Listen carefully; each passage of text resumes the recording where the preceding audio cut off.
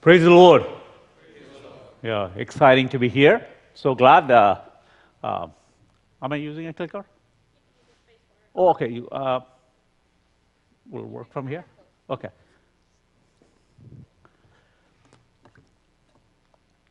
Yeah, thank you very much. Really appreciate and enjoyed getting to know some of you and interacting with you. I live in Chicago. My parents are from Kerala in southern India. I was born and raised in Andaman Islands. And I have went to mainland India, Madras to study, did my engineering, and came to America some 30 years ago. I lived in California, and I also lived in China and Singapore. So I lived in 5 different countries and wandered around all my life. My dad's job was one that went around every 2-3 years we were moving from place to place. And it was extremely hard growing up in a household like that. I was losing friends every few years. And making friends again in new places was getting hard, across cultures, across people. By the time I was in my adolescence, it was really a crisis, both of faith, I kind of ridiculed, rejected, rebelled against faith of my parents. They were nominal Christians from southern India, and struggled through all that, had a very dramatic encounter with Christ. That just changed my life. I was 15 at that time. And I'm 53 now. But in this wandering through everywhere, I was become a champion for young people who grew up in other cultures. And I was a youth pastor in Philadelphia some 20 years ago, 97 to 99. And worked with the American-born Indian in the Indian churches in Philadelphia, New Jersey, New York area. God just gave me a heart for this generation. And I ended up developing the youth ministry. So I was one of the early champions for the second generation here in America, some of the early immigrant churches. And just really expanded my understanding of what does it mean. Now, my own struggle of growing up in another culture and then coming to connect with other churches. And when I first came to America in '89, I just couldn't relate to the Indian crowd. And I was just so different. I couldn't fit in an Indian church. And before coming to California, I was in China, in Hong Kong, living in Hong Kong. So I got plugged in a Chinese church. I was an elder of a Chinese church. I was the only Indian guy there. But I felt so connected there because they were talking about, generationally different and culturally different folks. And so it was a journey of lots of struggle and pain. And when in '97 we talked about second generation in New York, Philadelphia area, they asked me to come and start the youth department for this church, an Indian denominational church from Kerala.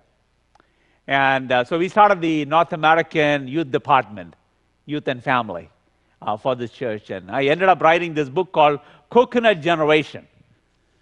And I brought some copies. Many of you can, Coconut has become like my middle name now. This is all about identity, struggle of identity, You write a book about identity, you lose your own identity. I was in New York, one of the oldest churches, large Indian church in New York City. So I was Sunday morning, I was supposed to be preaching some 2,000 people, and I was supposed to be the preacher that morning. And so before I go to preach the sermon for the Sunday, pastor gets up to introduce me. And formally he's introducing, and so what happened was pastor suddenly forgot my name. And then he went on describing the coconut generation. He literally gave a book summary for 20 minutes. He kept talking the ideas of the book, thinking that he will get the name. Some of your speakers, this idea. If I keep talking, he'll get the name. He went on for 20 minutes, and he still didn't get the name. Then finally he said, brother, what's your name? And, so you write a book and you lose your own identity. And so I still get called, you're the coconut guy? Ebenezer yesterday said, hey, coconut guy. So it's all about that. But this morning I want to kind of draw your hearts to a few scripture passages. I want to jump into it. I'm a teacher, I'm a professor. So I want to teach and help you to understand what happens in immigrant communities. My area of focus is global Christianity. And I get to travel the world and get to see what God is doing in the world. Being in the front lines of mission and God's work in the world is just the most exciting thing that you can ever do anything with your life. And I was a corporate guy, 10 years, corporate America, very successful career, left that, felt called to ministry, went to seminary and did a doctoral work and research in England and in the US. Worked under some of the leading thought leaders in this country and in Europe and in Asia. Just really helped me to understand what God is doing as a result of scattering and dispersion of people. And I'll kind of share a little bit more about the Indian diaspora, but I want to talk about, today conflicts and understanding. But I want to draw you to a few scripture verses before we get there. My first scripture verse comes from Malachi chapter 4, verse 6, with the very last verse of the Old Testament. And in the key truth in this is, turn the heart of the father to their children and turn the heart of the children to the fathers, including mothers too. I don't want the mothers here left out.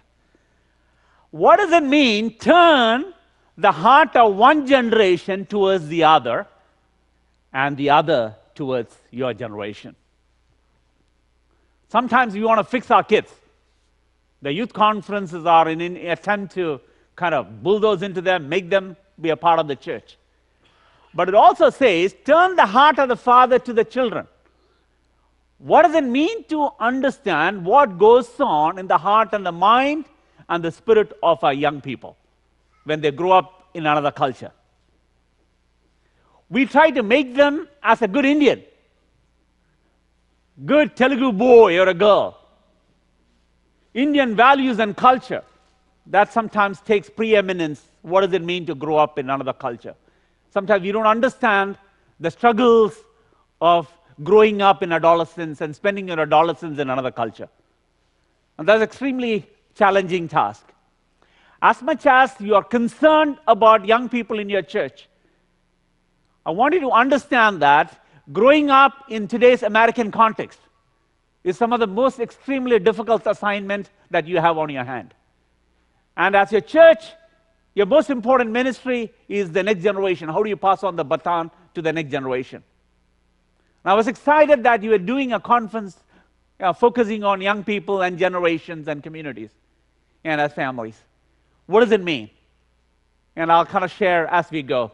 So that's my word. Turn the heart, not your mind, but turn your heart and gain understanding across generations. Intergenerational dimensions, and we want to turn that to you. My second verse comes from what is said of David. I would call it the epitaph of David, the tombstone of David. Here is a story about who David was, when it was all said and has been summarized in this one phrase. And we find that in Acts chapter 13 and verse 36. And this is what is said of David, the great king. I mean, on a tombstone of a David, what do you write? You could have write many, many things. He was a great king. He was a, kind of the, king of Israel. He could have said as he's a great musician. He wrote a lot of songs. He could have said many things about him. But this is what, when the Acts, Luke was summarizing it, and this is what said of him. After he had served God's purposes in his own generation, he fell asleep. And he was laid with his fathers and saw corruption. It is your purpose to serve God's purposes in your generation. God has scattered millions now of Indians. Indians were migrant-resistant people. For centuries, we never left the shores of India. And in the last 60 years or so, what we see, Indian dispersion all over.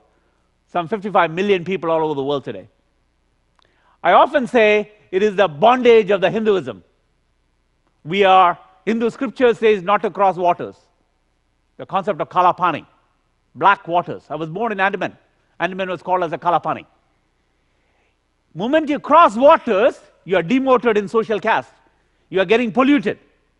The civilizational bondage of India, the Hinduism, Hindus' ideas, kept us bonded to a land and geography and culture and people. And soon after, in the 50s, we're beginning to see post-independence. We're beginning to see some parts of India beginning to move out. Then in the 80s, education becomes. So some of the early skills that scattered people were in the healthcare, nurses and doctors. Then higher education. One of the Indian got a Nobel Prize. Suddenly, Indian scientific talent was recognized all over the world. And American universities were the first one to cap them and attract graduate education from universities in India. So all the top engineering schools were attracted to, drawn and given scholarship and came to America. We were part of that generation. My wife and I came to study, work in this country. Then late mid-90s, this big Y2K crisis. They needed tens of thousands of engineers who can fix the problem. And guess what? India rose to the challenge. India came and rescued America in many ways. The technology, finances, industry, telecommunication, power, airline industry, banking, all of that was secured by Indian talent. And that's a part of the IT wave. And many of you have come in that wave. So the waves of immigration that came to America, understanding migration patterns. And now in the last 20 years or so, Telugus are the largest ethnic migrant community in America among Indians. And so many of these churches that are popping up, it's just like what happened in previous generations. Just like what happened in the 60s and 70s. Just like what happened with the higher education. So every 60s and 70s, there are certain characteristics of the churches that came up. 80s and 90s, there are certain characteristics. And in the last 20 years, we are seeing these churches. So there are 1,500 churches or so, Indian churches in America. So we study these churches, what's happening in these churches and communities, and understands there are certain blunders that our community continues to make. And one of them is about generational issue. And I will share about it. What does it mean to serve God's purposes in our generation? Understand why God brought you here. It is not your skills, not to find a living, not to find a comfortable life, not to educate your children and make them more successful than you are. These are all small dreams. The American dream may have brought you here. That's a very small dream, folks.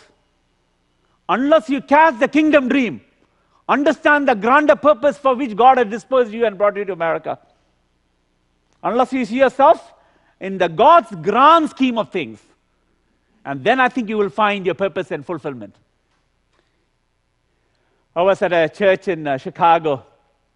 I've known this community very well. And I preached, it was a Mission Sunday, the annual gathering, and I preached a message, and I came and I saw this uncle. He's a very successful man. He and his wife, as very professionals, been here in this country for 50 years.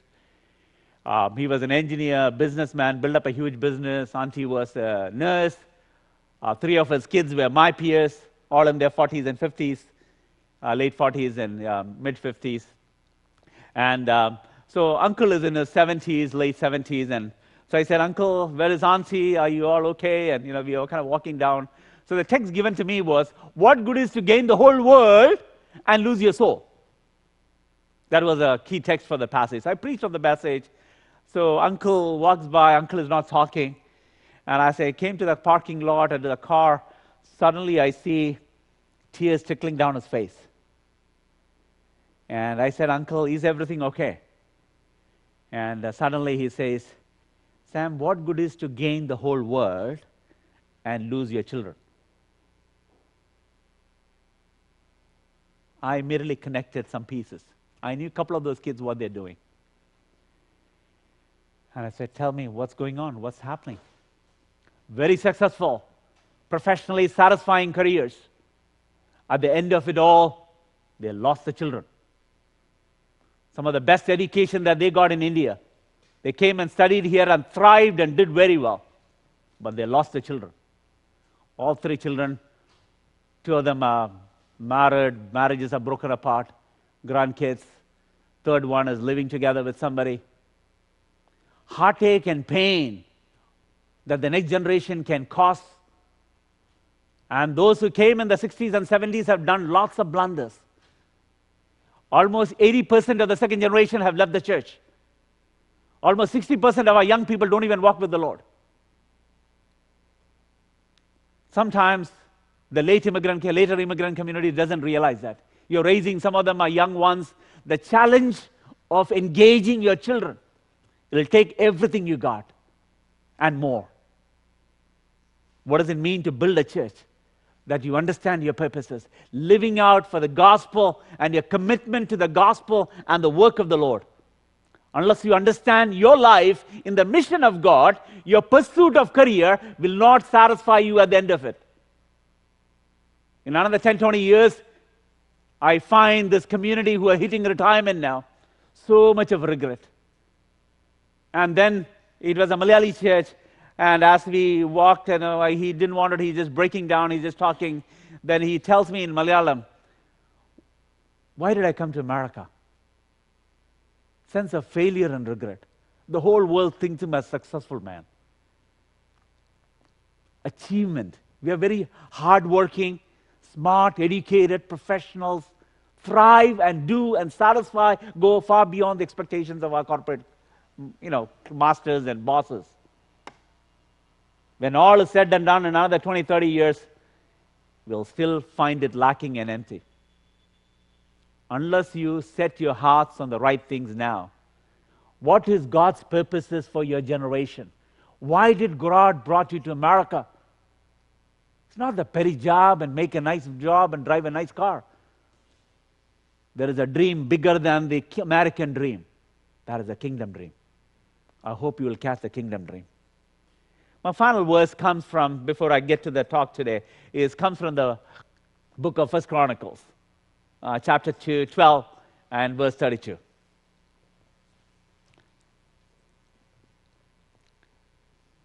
First Chronicles chapter 12, verse 32.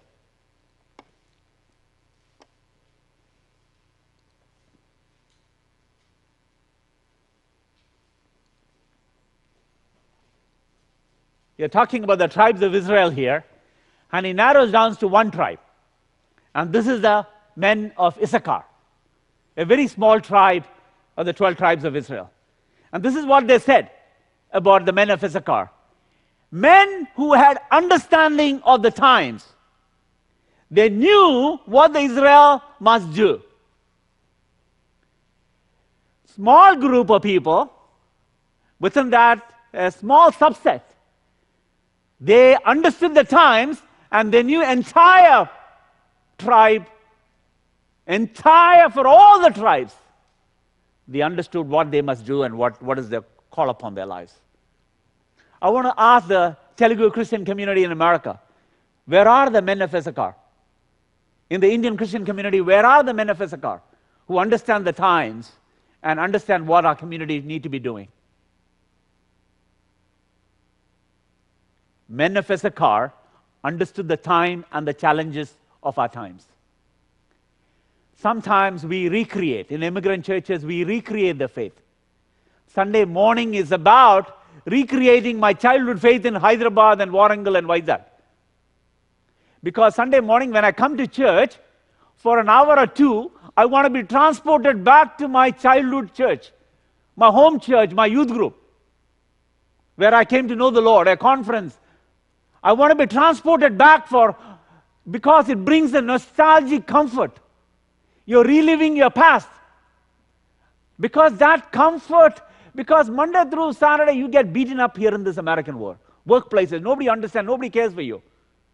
In this confusion, Sunday morning, I want to kind of sit back and reminisce and enjoy this experience of my childhood faith, if you come from a Christian family.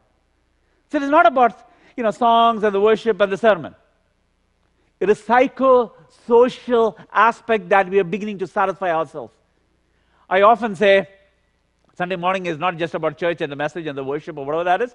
It is about eating curry, maybe dum biryani, fellowshipping, catching up with news, talking Telugu, language and culture and all the other paraphernalia becomes part of church experience.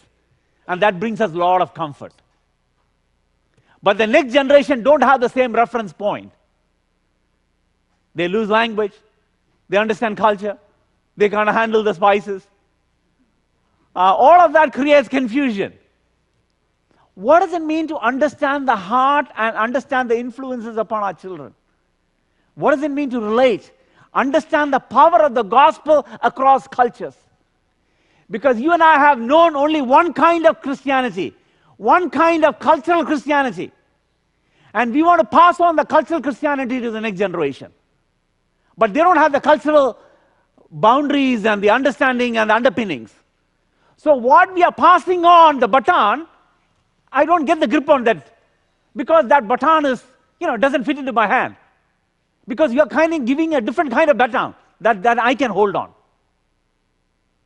So these cultural transfers and transition that happens, much get dropped. Lots of batons are getting dropped across cultures and across generations. In the last 2 years, I had this awesome privilege to serve among some of the finest leaders of the world. And often, many, many Sundays these days, I am in a cross-cultural setting. I am with, Chinese and Koreans and the Africans, and, I don't even know what languages they are speaking, and I'm preaching. Recently, I was preaching in a Chinese church. I speak for 30, 40 seconds, one sentence, and that man explains my one sentence in 5 minutes. So I don't know what he's preaching. So some of us preachers, we have this problem. Okay, is he preaching another sermon of his own? I have no idea. At some point of time, I just need to switch off my mind and trust the Spirit. And learning to worship in the Spirit. And finding solidarity with Christians from around the world. It just expanded my heart and my mind about what God is doing in this world. Christianity is so much bigger than the four walls of the church that I worship. My 2-hour experience on a Sunday is not Christianity. That is your kind of Christianity. Christianity is so much bigger and wider. When your attempt is to pass on my Christianity to my kids, who don't have the same reference point like you, it will not be received. Christianity requires what we call as a translation. Every generation is a translatable faith. Your kids will not accept your faith. They will accept that Christianity has to be translated in their cultural context. That's what mission is all about. Missionaries are always engaging in translation. We don't have a single geographical fixed center. Hinduism is a rooted religion. India is the center. The holy Ganges flows there. We go dip there. Hinduism tells you that you have to live and die in a place where you're born. You're not supposed to go far from it. When your parents die, you're the one to light the funeral pyre. So a young man will never think, what happens if the old man dies? I need to be around to light the funeral pyre, because his eternity depends on that. So the children, generations were bound together to each other. They never traveled far from the place of birth. I don't know if you've seen, if you go to some of the Indian grocery stores in America, you'll find they sell Ganga Jal, Ganga water in a little bottle. You buy the Ganga Jal and keep it in the house for the house to be purified. The power of the Ganga Jal is in your house now. I don't know whether it's really from Ganga Jal or it's from River Mississippi or something like that, or Delaware River. Who knows? But at least it's marketed as Ganga Jal. And they say it's coming from, holy river of Ganges.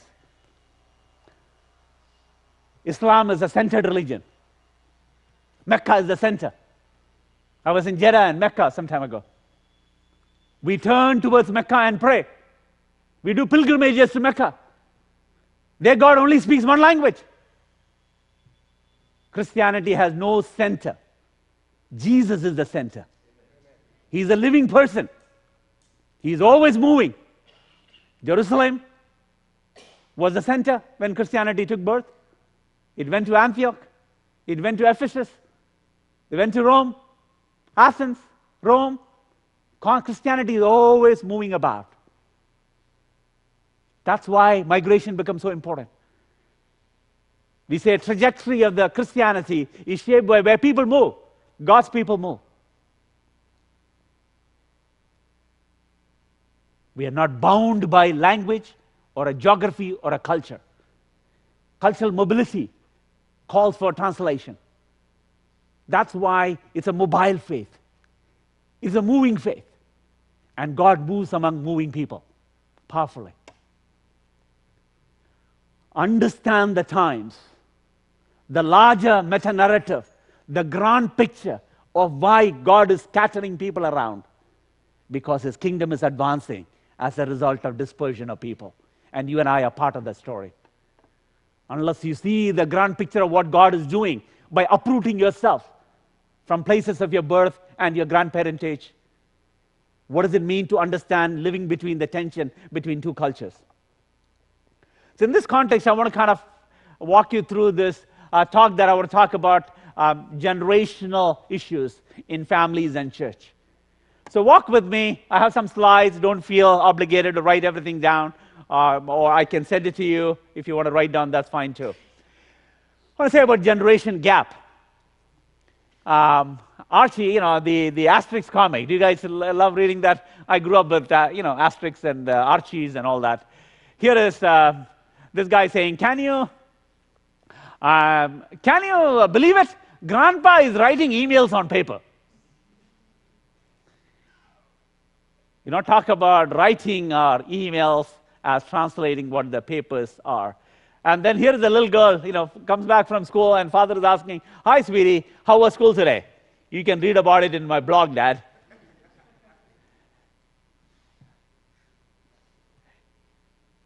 Here is a mother who gives dictionary to the son, and it says, "This is the spell checker." Because the word dictionary does not make sense to them. Everything is automatically, computer does that for you. So you have a whole set of new vocabulary now. So it is not about fixing your kids. It is about you learning a new vocabulary and new understanding and cultural influence upon your children. And how do you engage the gospel in this new language to your kids? And that's the challenge of parenting. Not trying to make them like you. That is our natural tendency. But engaging the gospel and make the translation work at our end so that the gospel becomes relevant to the next generation. And that's the challenge. Who are we talking about? When we talk about generations in the American context, I'm talking about post-1965, when the immigration reform happens, Indians started coming to America. I talk about a few different generations. First generation are the immigrant adults. Many of you H-1B jobs, came to study in America. That's one generation, 1G. I call them 1G. If you have come with children who are, say, preteen, 8, 9 years old, and who have spent their adolescence in America, we call them 1.5 generation. Then somebody who are born here, if you have children born in America, we call them second generation. Then if your parents were born in America, then that makes your children as the third generation. There are some here, but most of them will be 1.5, 2, and 1 generation. Then we call, if you bring your parents from India to take care of free childcare. Both of you are working IT jobs. One is in Washington, D.C., one is in New Jersey or Philadelphia. Mom and dad, free childcare. Dad, my daughter is always asking for mama, grandma. What? You want free childcare? Okay. Oh, grandma's heart melts. Oh, my little baby, little girl's daughter, she comes flying back, taking care of the kids. She loves it, you love it, it works for everyone. Win, win, win all. So we call them 0.5 generation. So they are half a generation. They are in their retirement coming to America. So each of this generation is different. But I had people who come up to say that, my kid was, 3 years old when they came to America. So what generation is this? 1.875. These are all geeky people, computer professionals. They'll calculate the fraction. They don't complicate it too much. I would say just 1, 1.5 to 3. That's kind of a clean way to understand this whole generation issues. Immigrants are uprooted people, and they're transplanted people. These are two key concepts that you need to understand. I don't know if you are, spring is coming around, summer. I don't know if you are into gardening. You go to Home Depot, buy those tomato plants and chili plants, and come. What do? Those come in this little brown little packets, and you buy them and go to the backyard. Chili and tomato grows in every Indian household, right? And so you go to the backyard, you pull that out, and then go to the backyard, and you plant it there. So those who study plant biology, they tell that every time a plant is uprooted and translocated, it goes through a season in their life when everything in the new environment creates new challenges for the plant to survive. The soil is different now. The water tastes different in the new place. The confines of the little packet of soil, now they have this whole earth under their feet. The nutrition, after they get planted, it tastes different. And so plant does not grow for this short duration. It is barely trying to survive and adjust to the environment in the new place.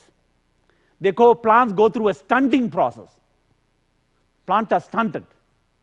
They don't grow. Their survival is a requirement at this point of time. That often happens in upbringing, uprooting all the time. You left the comfort of your family, friends, school, college, neighborhood. You come to a new place who don't get you, who don't understand you. And to live in an American suburbia all by yourself and to raise some kids. It doesn't happen. So there is this, what we call as a survival mentality. We lose many things, we gain some things. And we are exposed to realities that we have never been accustomed to. All of this creates challenges for faith and understanding and finding our place here in America. And some of the most challenging thing is raising kids in another culture. Because you did not raise.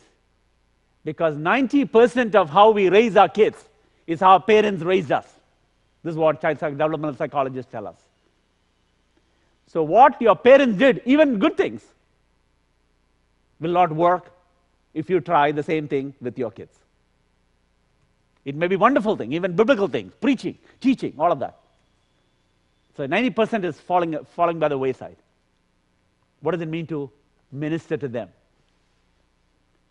I often say immigrant churches is not the senior pastor who's the most important role. It is the youth pastor, if you have one. Most important ministry, most challenging ministry. And then again, it's not the ministry of the church. It's the ministry at home. God does not give children to the church. God gives children to the parents. Parents have the fundamental and primary role to nurture the children in your faith. You have to give faith to your kids. Don't delegate that to the pastor or to the youth leaders in your church. Because that will transform you. God's purpose is to transform you as parents.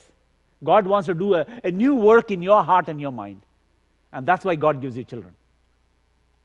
In our marriage seminar, we often call marriages as a crucible for discipleship. God is trying to transform you through your marriage. Your spouse is the right one to fix you. That's God's agenda of marriage. And your children, you sometimes wish, oh, my kids was like that, brother or sister's kids. Or their cousins are smarter, they're going to that college or this school. Your kids are the right one for you. Because God is trying to fix you through your kids. Don't compare your kids with other people's kids. Oh, he's going to so-and-so school. He got so-and-so grade. He's playing in that basketball. He's going for the, Intel scholarship. Why don't you do that? Wrong idea. Your kids has been knit together and framed with unique abilities and given to you. That's God's sovereign act of God. And that is to help you grow in your own faith as parents. Let's move on. I have lots of challenges, lots of content, but I want to kind of stay on top and say about. It is about bicultural kids. We call hybrids. It's an anthropological idea. When children grow up in two cultures, they're coconuts. They navigate through cultures. And so they are hybrids in some way. And so hybridization is very good for the gospel. Gospel advances across cultures. And so that's what we want to kind of help. So, but the struggle is about identity. Who am I? Am I Indian? Am I American? Am I Telugu? Am I this? Am I that? Am I both? Or am I neither? This is the fundamental question that young people are asking. How do we help them to navigate through this question? And identity, much of the problems and intergenerational conflicts and confusion in the churches arises out of this fundamental issue of identity. Who are they? They look like us. Oh, she has just the hair like the mother. Oh, his eyes is just like the grandfather. They look so much like us, but they're so different from us. They're fundamentally different from the inside. And this is the Americanization process. And we need to understand that. Only then I think we can minister to our kids. And what does it mean to being misunderstood? They are more Indian than they would like to admit, but they are more American than you realized, even if they look just like you. Generational divide. They're growing up fast. The pace at which, we had two boys. And I don't know when they grew up. I mean, I just still remember just the other day I brought them back from the hospital. And now he's taller than, both of them are taller than me. Our younger one is 6'3". So last week I was out, it was a weekend, a nice, wonderful, after all the cold weather in Chicago, nice, wonderful weekend. And so I kind of sometimes jog, and I kind of invited my younger boy to come and, run. And so I went for a jog with him, and suddenly, he's just leaping, Then he turns around, "Dad, you are very slow." They run faster, they throw ball better, I mean, they are into soccer, basketball, both 6 feet high, and they're in high school. I'm saying all this theory about coconut now is at work in my house. And Dad, you're terribly slow. Suddenly a realization, man, this kid has grown up. He's so tiny, I used to carry him around, and now he is 6'3". They grow up too fast. And especially in this culture, in a few years, they'll be lost if you don't engage them. 18 years is a narrow window that you and I get to influence them. And that seems to be too short of a time to have a lasting impact, just purely psychologically and culturally. So I want to talk about, they will lose language. America is a one-nation country. Sometimes if you build everything around Telugu language, because that's the language in heaven, because you better learn it, that attitude won't work. Because then I went, Malayali said language in heaven is Telugu, Malayalam. When I went to Korea, they said, oh, Korean will be spoken in heaven too. Oh, Mandarin is actually the language of heaven. Everybody talks their own language. So what it only shows is the ethno-linguistic cultural bias. Because we see the world from who we are and where we stand. That's what everybody else also does. So once you come to realize that other people have their own unique biases, then I had to reconcile with that fact. This is not the only language in heaven. So sometimes we build around language, build around certain culture. Our church, our family is centered around certain values, and that begins to come into conflict. Immigrant churches are started by the pioneers. There is a commonality across immigrant churches. What happens, you tell me how long your church is, 5 years, 10 years into the making, I can tell you exactly what your church is going through. Because your church is no exception than the Koreans and the Chinese who came before you. The Tamils and the Malayalis who came before you. There are some common strands that runs across immigrant churches. What we call as a diaspora life cycle of a church. And what does it mean to understand that? And understand our churches. Intergenerational conflicts are bound to happen. Don't try to avoid. Not having conflict is not the goal. Or pretending that there's no problem. Sunday morning, come to church. Oh, my wonderful children and my family, we have no issues at home. What are we trying to do? We are trying to impress everybody else. That's immigrant church mentality. Everybody knows you have a problem too. You're faking it big time when you come to church. So the idea is, the word that I use is navigating through conflicts and growing through conflicts. Don't avoid, don't ignore, don't say that you don't have any issues. If you are raising a kid in America, you will have conflict. So don't try to avoid it. Learn through it and grow through it and mature through it and navigate through it and resolve it. And there's a whole process of how we do that, and that can help you. I want to talk about a couple of things on identity and culture.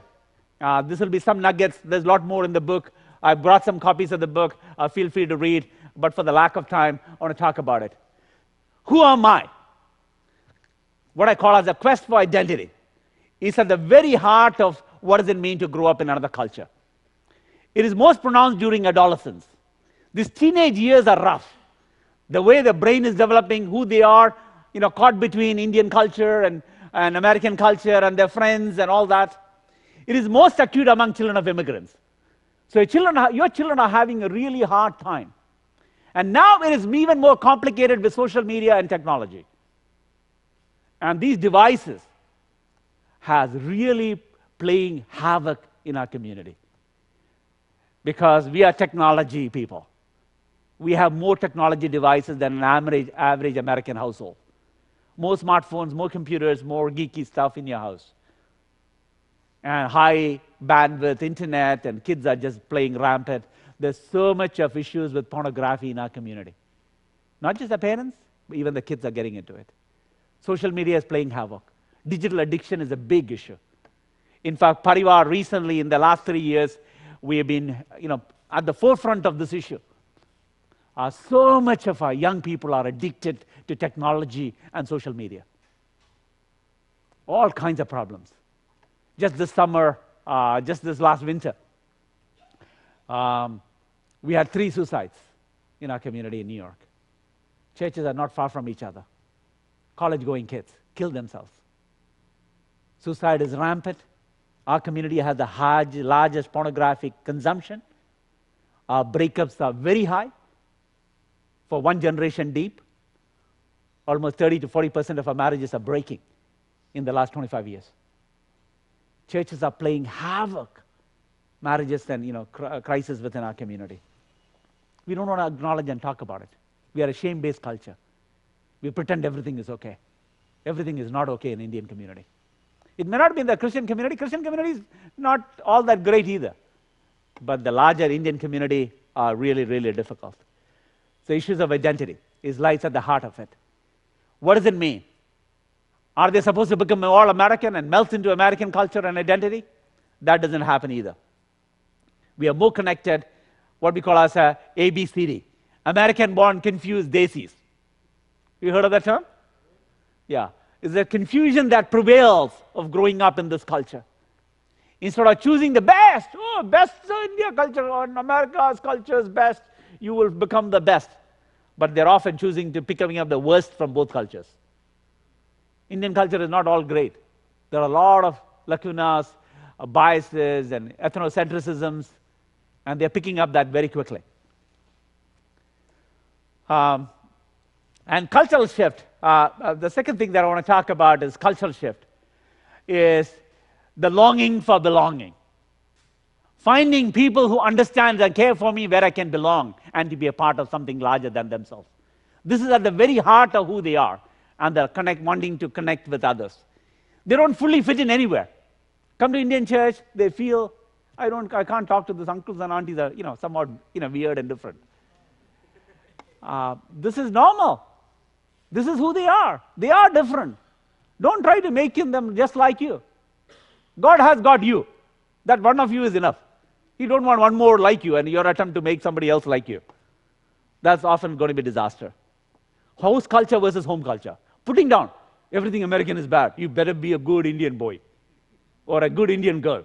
We don't do date. Why? Indians don't do dating. Or, you don't talk about sex. These kids are exposed to sexuality all around the world. Everybody's talking about sexuality. We are ashamed to talk about it in our church and a pulpit. On one Indian church, I preached about sexuality, and that uncle comes up and says, please don't preach like that in the church. Church is a holy place, holy sanctuary. We talk openly about these issues. It's important that our kids listen from us, otherwise they're listening to somebody else. And let them teach from the Word. God designed sexuality. God's idea is marriage. Marriage is between a man and a woman. It is for you and I to teach about what marriage is, what morality is, what sexuality is. And mom and dad, it's your job to engage your kids. Don't delegate it to our youth pastors and preachers like us. I often say there are 4 types of coconuts. I'm an engineer. Pardon me. I draw graphs to understand everything and draw curves. So on the x-axis is Indianness. Y-axis is Americanness. Ethnic identity and assimilation. Okay, so the lower left. So I have a matrix in the questions. You do this questionnaire, you will get a number out of 100, 100. Okay, so if your x parameter is 50, so 0 to 50 is what I call as low Indian, low American. You know, low sense of Indianness, low sense of American, they don't fit in anywhere. 50 to 100, I call them as, Hila. High Indian, but low American. Those are traditionalists.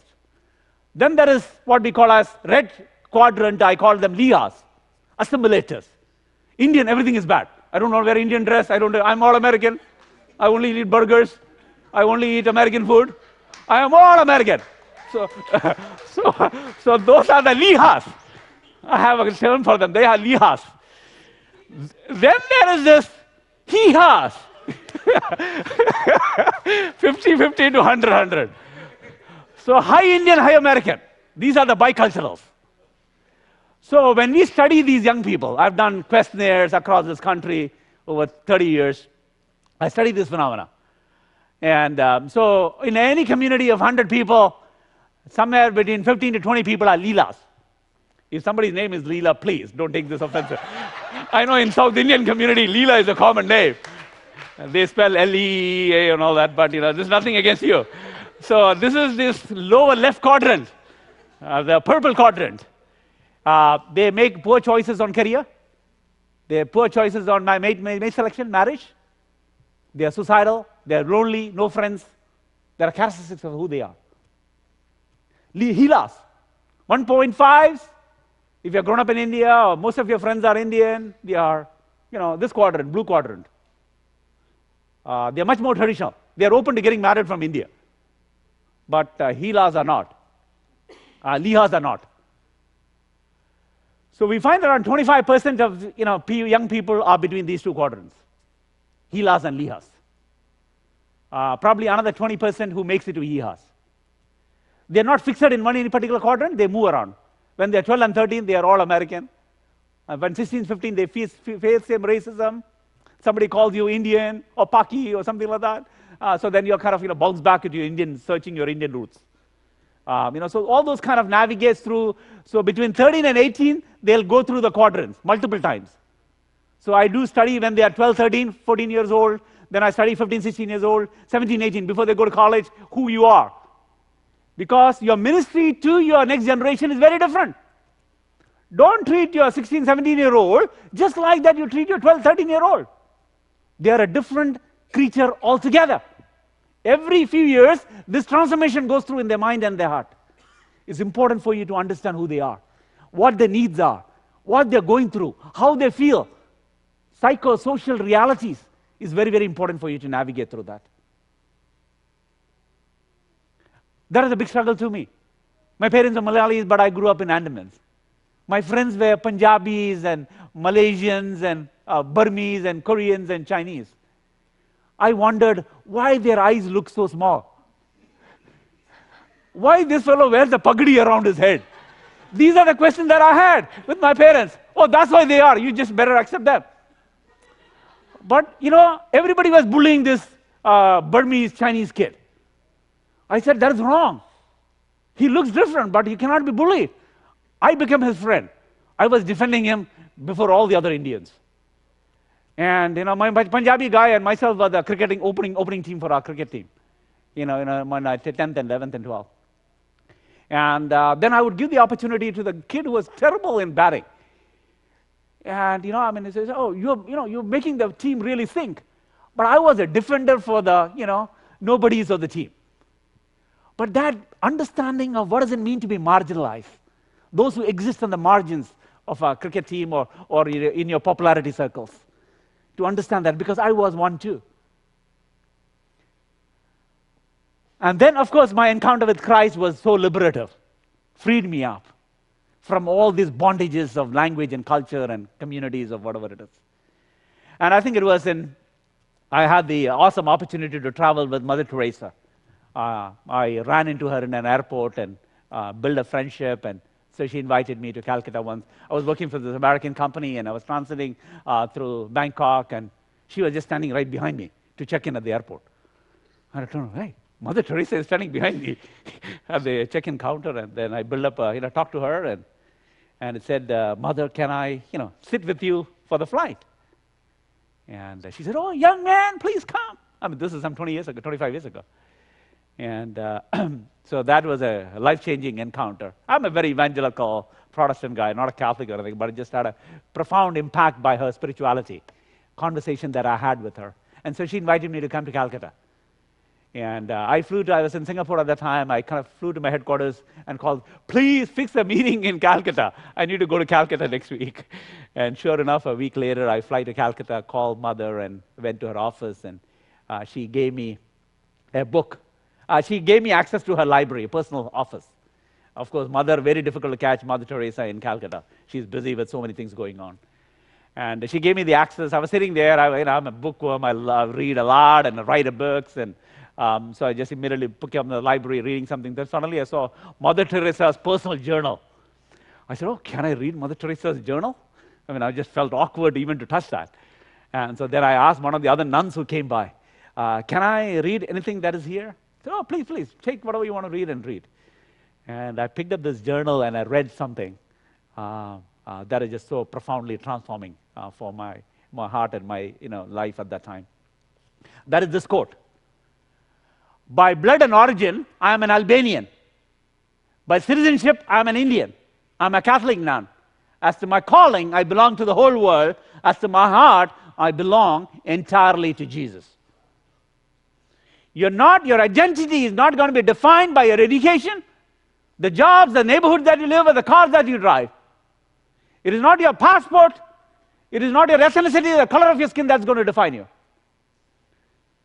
Your core sense of who you are has to be determined by what is your calling in the world, what's your place in the world, and your heart allegiance, your total commitment to this person, Jesus Christ, will determine what happens.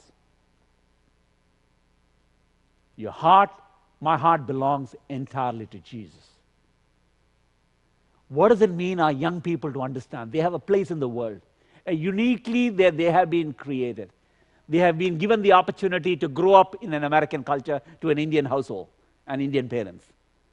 They have a unique role to play in the kingdom. The bicultural people have advanced kingdom always. My two classical examples, one from the Old Testament, New Testament, comes from Moses. Who was Moses? Third generation Hebrew growing up in Egypt. Egypt was the largest economy, largest military, finest institutions, and education was all in Egypt. Much like coming to America. Most of the jobs were in Egypt. One generation goes there, Joseph's generation. The next generation becomes slaves, next generation becomes slaves, and then comes Moses. He was the only one who understood the plight of the people and able to go to Pharaoh and speak to Pharaoh too. Not everybody in the community can do it. The men of Issachar can navigate through what the land and the people should do. He led them out of the bondage in Egypt into the promised land.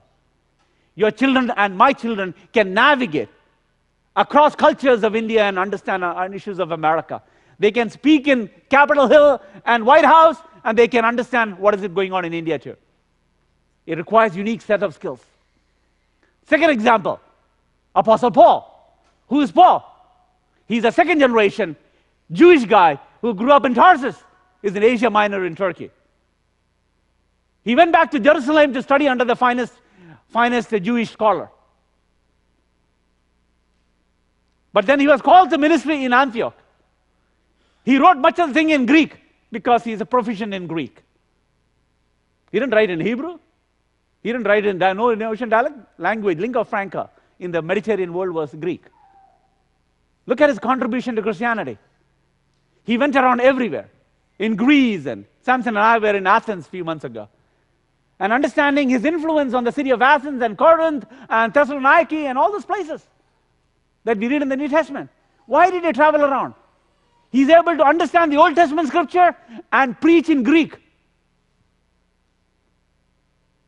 Your children can understand and navigate through multiple cultures. It's a unique skill. You cannot do it. Our kids can do it. That's why biculturals come into play.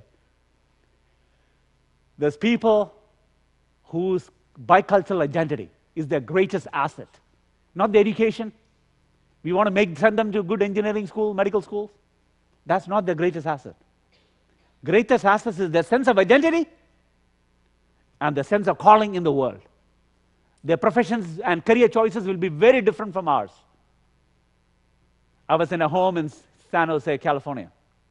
I used to live there, and so I go, so they are expecting, this is my friend's, younger sister, who was in IIT with me in Madras, and, so then his sister was here, and he asked me to go and visit them, and they're expecting their first child. And her husband, also from IIT Bombay, and, so they're expecting their first child. I go into the house, and so the baby crib and everything else is set, and wonderful family expecting their first child. The excitement in the house, I can feel it. And I go in there, right by the crib, I see the father has hung the flag of Stanford University. When he was growing up in India, his big dream was to get admission into Stanford College, Stanford University. Even before the kid is born, he's already decided he's going to Stanford. You are choosing what your children should study, whom they should marry, what kind of household they should have, how much money they make. That's all your decision, right? Bad idea. It's going to bounce you. It'll cause you a lot of heartache. Understand they have choices very different from when you and I were in college and made career choices. Their professions will be very different. Livelihood will be very different. Some of the technology, even if you train them well, in another 10 years, it'll be obsolete. They'll be jobless. Your kids will be jobless. So your skill and my skill is not transferable. They need to be relevant to their generation and understanding the challenges that they will face. The time is up. I want to just kind of emphasis on the issue of identity. Cultural nuances and the pressures from the popular culture and the peer culture will be immense. You cannot fight that battle. But you can give them a sense of notion, what does it mean to who you are, at the very core of who they are. They are not your children. They are knit together by God, entrusted to you for a short window of 18 years, each one of them. It is for you to have a spiritual influence upon them so that they will grow up and walk with God. They belong to God right in the beginning. They'll for always belong to God. And to be a child of God, and the sense of identity, secure that I belong to God. I am His son and His daughter. This is the greatest sense that we can impart to our kids. And may that be our journey of parenting. Not try to fix it, trying to please our community, and try to satisfy their craving, making everything available, or your unfulfilled dreams. Immigrants are dreamers. Some things that we will never realize in our immigrant journeys. Our unfulfilled dreams, we'll force it upon our kids. Like this friend in Stanford. He wanted to go to Stanford. He wanted to play cricket for the Indian team. Now he's sponsoring his kid to play baseball now. One of our friends in India, Chicago church. Because I never played, my parents never encouraged me. They said, go, just do engineering and medicine. And now his son wanted to, he's around 40 now. He wanted to play cricket. That was his passion. Oh, what kind of job will you get? You better be an engineer. He made it to America, but he's making sure that his kids plays baseball now. Unfulfilled dreams we will entrust upon the next generation. I just want to kind of quickly, run through this, and I'll probably share this later in the. I'll talk about the life cycle and generations. But I want to jump to the last slide. I want to play. I don't know if it'll. Time is up. Resolving conflict at home and church. Acquire skills, gain understanding of the next generation. That is your job. Not your pastor, not your youth pastor's job. Understand life is much more complex than when you grew up, when you were an adolescent. When you are 15, it's very different from when your kid is 12 or 13. And pressures on them. Nurture and value relationship. Build skills. Our relational skills are very poor. We are not very relational in relating to American-born kids. Celebrate diversity. And what does it mean to find vision in diaspora? There's some resources. I brought this book. There are some other communities, Hispanics, Chinese, Koreans, Japanese, what they're doing, Nigerians, second generation. We've been doing study many things. I brought my marriage books. Some of you kids have college-going kids.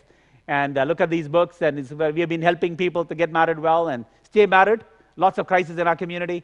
So we've been these two resources available. If anybody is in college and beyond, help them to understand relationship and marriage and help them to get married. I brought some copies of this.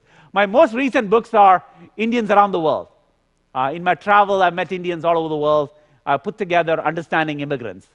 And probably some of this will help to understand yourself and your journey. A little more scholarly, left side, but this is kind of a more popular writing from around the world, Desis around the world.